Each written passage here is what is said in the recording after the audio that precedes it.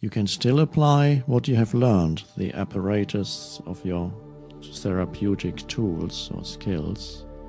But if there's any true power to your therapeutic tools or skills, that power is hiding in consciousness, in awareness. It is somehow that awareness flows into whatever you do with that patient. And it may be that you touch them. Some people work with the body and the mind together, and they touch the patient or do body work at the same time. And what is the state that you are in as you touch that human being? Intense presence.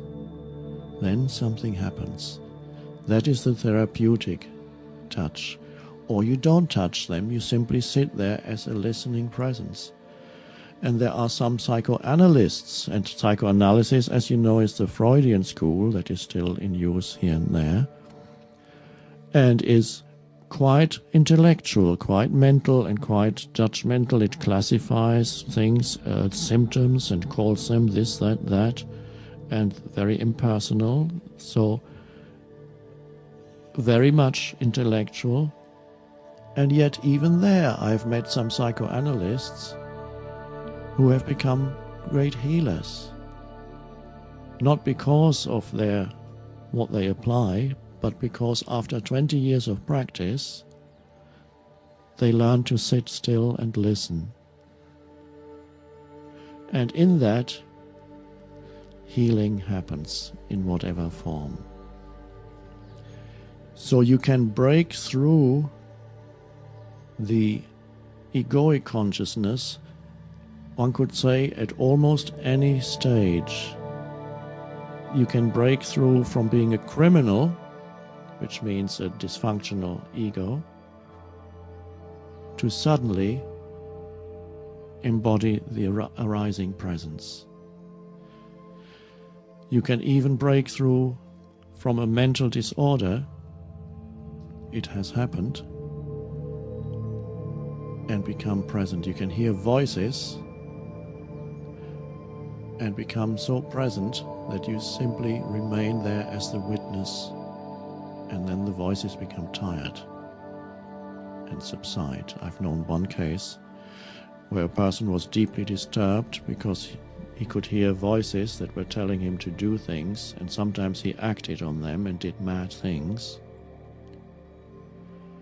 And then it was pointed out to him that there's no need to act. He can simply be there as the witness of the voice without reacting to the voice. And that's what he did. And the voices carried on. They were angry in many cases. And after a while, they subsided and became still. A similar case in the film that you may have seen, A Beautiful Mind, which is about a scientist who is insane. He has a mental disorder, he says hallucinations. At some point he realizes that what he sees is not real, and he's able to, it's not actually said so in the film, he's able to witness it. And that's the beginning of his healing. He realizes that these things actually get strengthened through reaction. So he allows them to be, and he knows there's a knowing now, and the ability to witness and to watch.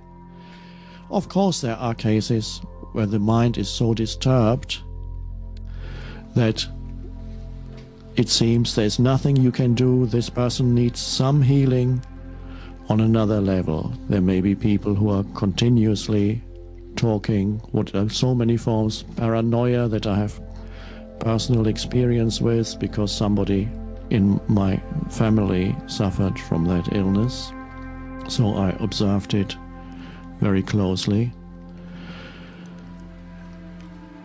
Miracles are always possible. In some cases, it seems a person needs to be treated in a conventional way to have a semblance of normality. Some people cannot be reached anymore through words. So there are all kinds of cases. But I would not say that everybody needs to develop a fully functioning ego before they can go beyond it. For most people who are not clinically insane, only normal insane, they are at some point, the ego has its dysfunctions and it is already a form of insanity. And at some point you can jump off. It means simply to disidentify from mind and emotions, to be able to bring a witnessing ability to mind and emotions. That's the greatest healer. Sometimes the people that you would never have thought could do that can do it. As a therapist, your main healing device is yourself. That's all I know. Your main healing device is your being. Secondary comes whatever you have learned. But the main healing is the presence that you embody as you sit there with that other human being, who is no other ultimately. And so there is one beautiful school of therapy called Rogerian therapy, and very few humans can truly practice Carl Rogers' school of therapy. And Carl Rogers says, all that you need to do is not judge and simply listen. Be there as a listener. And they try to learn that. And most patients, I've met some people who have visited Rogerian therapists, and they said he seemed completely uninterested in what I was saying. And he hardly said anything. I'm not going back to him. And yet potentially it's the most spiritual of all schools of therapy, because it emphasizes stillness and presence as the only true healer. And even if you have confronted with an insane person who may perhaps to alleviate temporarily extreme symptoms, you may have to give medication because some symptoms are absolutely insane. Even there, don't forget, the main healer is yourself, the presence that you embody. And some doctors know that also. Although they are still functioning as doctors, they prescribe things and whatever they do. And yet, whoever comes into their space, first of all, there's a complete current of attention and awareness that flows. Out of that, whatever is needed comes, and it may incorporate what you have learned, or it may come from a level that is beyond what you have learned. And that's all I know, that is the healer, no matter where that person is at, that level. A fully functioning ego, no, because that would mean you're trying to create something that is impossible. Because it's only to the extent that you go beyond ego that you become a fully functioning, a true human being. It seems, however, that every child has to go through the development of ego, yes. It's up to the parent to be there as a still presence while that happens, and occasionally point out a few things. For example, when the pain body comes to the child, point it out, not while it happens, but afterwards. Ask the child questions about it, what it felt like when he or she was throwing him or herself on the floor, screaming. Some children do that.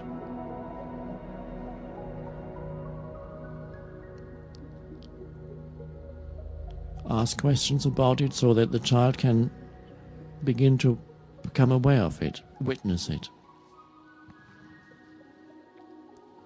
Talk about your own pain body to the child.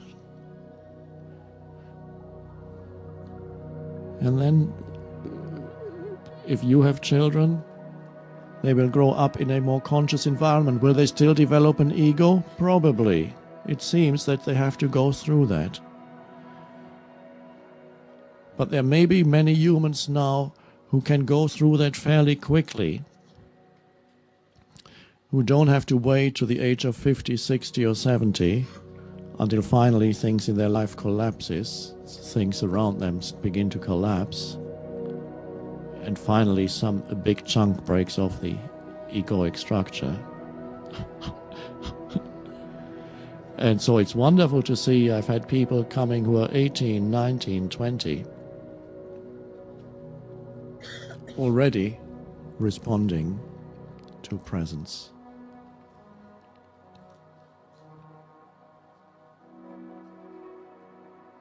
And yes, it's often very dysfunctional egos, perhaps not to the point of clinical insanity, but often very dysfunctional egos are also those that can suddenly wake up.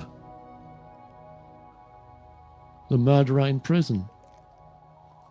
Some have become spiritual masters.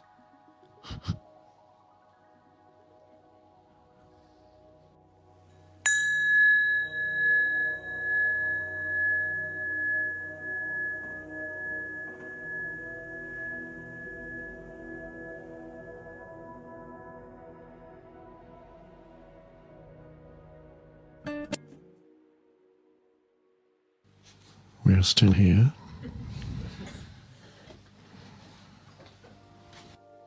Make sure you're not half gone already.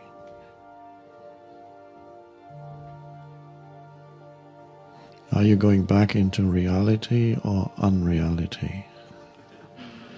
Be careful that your life isn't reduced to being no more than a bridge between past and future. Always coming from there and going there and being pulled along that stream of time.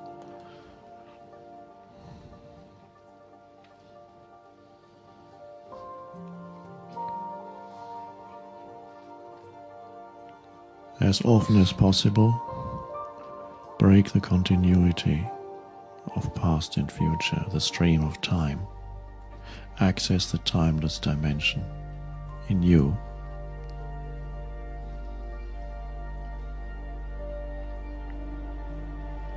By singling out this moment. Mostly, if you stop anybody anywhere, go to a big city,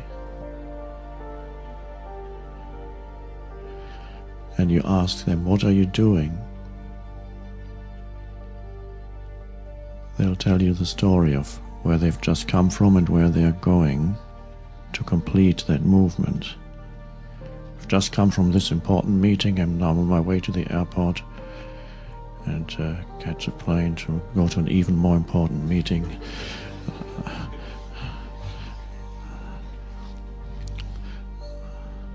On which my whole future depends.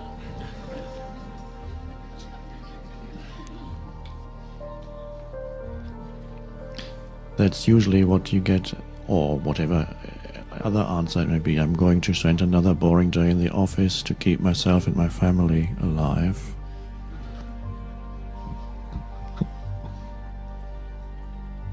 Or you can ask somebody sitting on a bench and he says, my whole life has gone to pieces and there's no point in carrying on, that's why I'm just sitting here. There too, the story absorbs your life.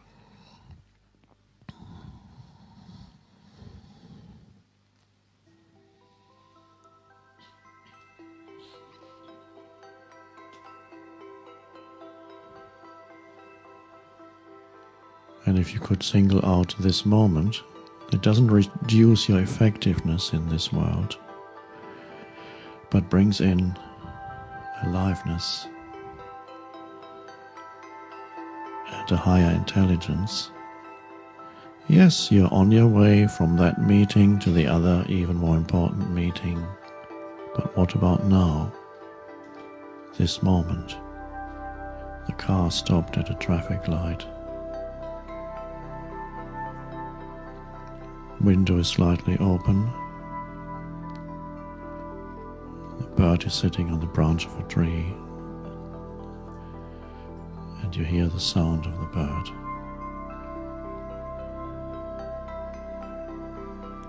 And the sunlight. Feel yourself breathing and the aliveness inside you, the presence that you are.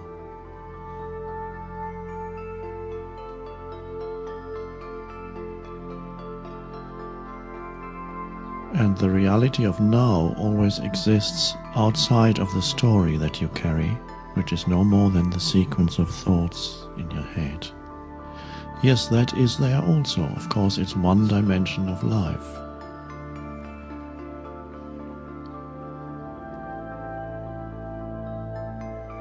But if that's all, then your life is greatly reduced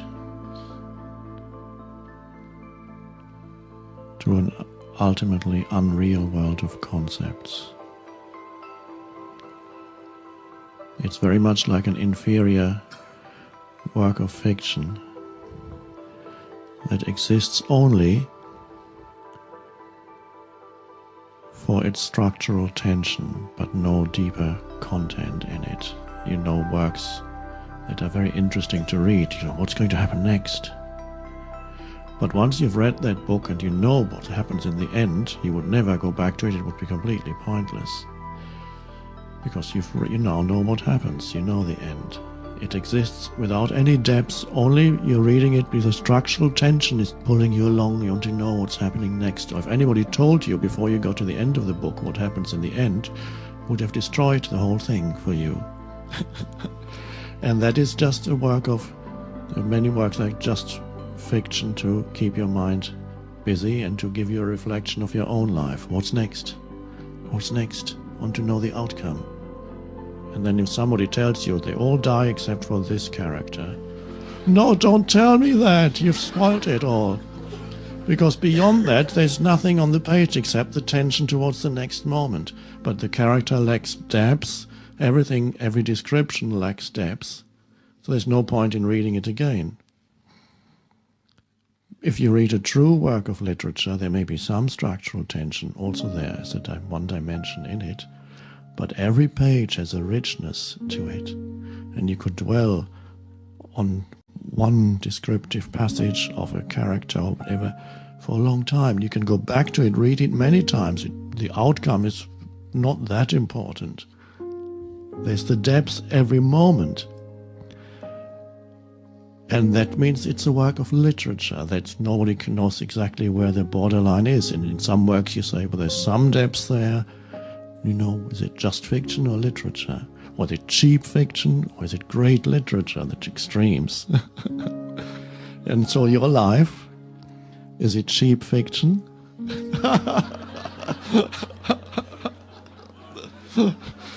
If you're only interested in the next thing, it becomes cheap fiction.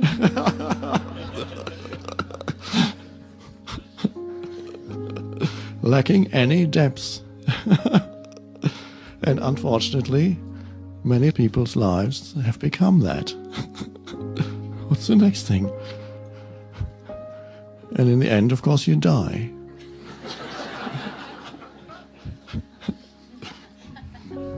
It all resolves itself, eventually.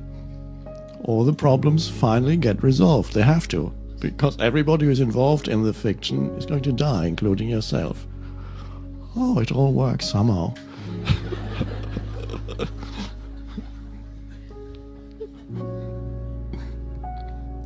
But that is the reduction of one's life. You live on the surface, just the surface of things.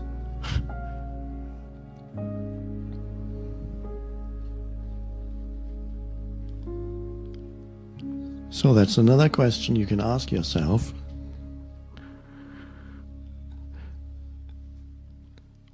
What is the story at this moment of me? You see the story, and then you go beyond the story, underneath the story. Now the story is a sequence of thoughts. It's always the next, the next, the next. Now thoughts are quite far removed, further removed from being, than the immediacy of, for example, sense perception. Sense perceptions in themselves, of course, are also fleeting, are forms that arise in your consciousness. And there are some spiritual schools that despise sense perceptions, even beauty. Say, don't look, it's all impermanent, it's all really unreal. It's all, don't look, no beauty, just be totally within. You could do that, but there is a beauty in sense perceptions, but the beauty that you see, if you are present, isn't really the form in the form, even the beauty of the flower. Beauty is always something that is deeper than the form in whatever you look at. It's not just the external form. And you can only see beauty if you see it through that in you that is deeper than the form, which means the form is thought. So when you're only thinking about what you see, you don't really see beauty. You attach labels to something. And that's why many people go through their lives devoid of true beauty. They're not present enough to see it. They may superficially glance as they're walking through a park. Oh, pretty flowers. They haven't really looked. They just have a distant memory. Maybe once as a child they looked at a flower and realized it was beautiful. Oh, the nice pretty flowers. Okay, what's the next thing I have to think about? I'm going there. It was so important to get there, to get this done. Oh, that's nice.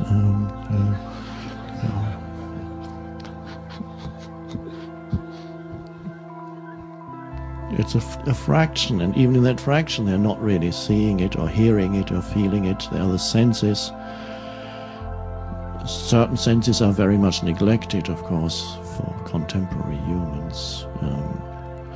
The predominant senses are seeing and hearing, and the other senses are touching, tasting, smelling. Well, even tasting. Not many people are truly aware of the taste of the food. Smelling, you can smell the freshness of the air. You have to be present. Touching, touch something and feel the touch of a fruit, of any object in your hand, another human being. And be simply present with the touch. You're closer to being through sense perception than you could be through thinking. The first step towards being is to go from the abstraction of thought to the immediacy of perception. And then from there, it's only a little step to realizing the depth that is there that makes the whole perception possible, the depth of presence, of beingness, of I am, of ultimately yourself, as the one who is perceiving. You feel yourself as the field in which the perception occurs. So to become conscious of sense perceptions, including the neglected ones, smelling the air. If you observe a dog, which I've been doing more often recently, you realize they inhabit quite a different reality. It seems that 70% of their reality consists of smells. It's the first thing they go to, the first to find out about things and people, whoever is there, whatever is there. The first thing they go to is they smell it out. And then probably the next one is hearing, and the third one may be seeing, And many animals are like that. So they perceive the world differently. The predominant perception is smell. And there is a richness there that we could never even conceive of smells, of different smells. Humans can't, maybe we had it once, we can't retrieve that. We could be happy enough if we can smell the freshness in the air, the moisture of after a rain shower like yesterday, the moisture that rises from the ground. It smells, you smell the earth, the aliveness of it. So, as much as possible, step back out of the story, which is there anyway. It is unfolding. Between past and future unfolds the story of me. Between past and future, there's the movement of time that eventually consumes you as that form, does something to you like some dreadful disease, the flux of time. Eventually you shrink and get old, and you wither, and it looks as if everybody were in the grip of some disease. What is the name of the disease? What are you suffering from? Time. It's been diagnosed as fatal.